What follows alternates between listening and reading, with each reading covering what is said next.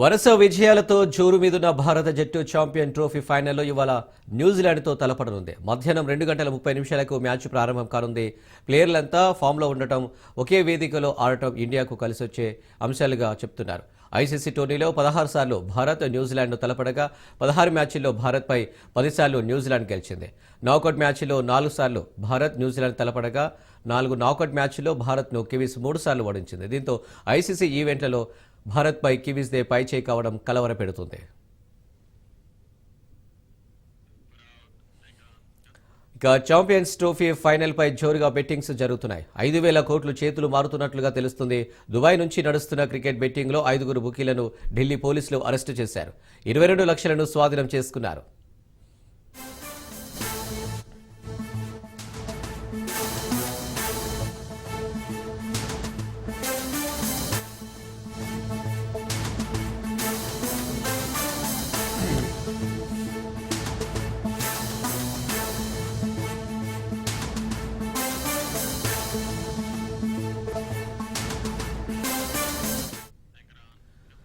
వరుస విజయాలతో జోరు మీదున్న భారత జట్టు ఛాంపియన్ ట్రోఫీ ఫైనల్లో ఇవాళ న్యూజిలాండ్తో తలపడనుంది. మధ్యాహ్నం 2:30 మ్యాచ్ ప్రారంభం కానుంది.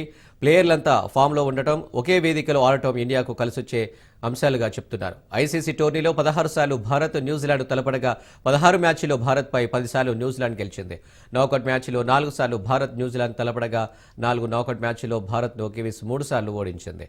దీంతో ఐసీసీ ఈవెంట్లో భారత్పై కివీస్దే పైచేయి కావడం కలవరపెడుతుంది.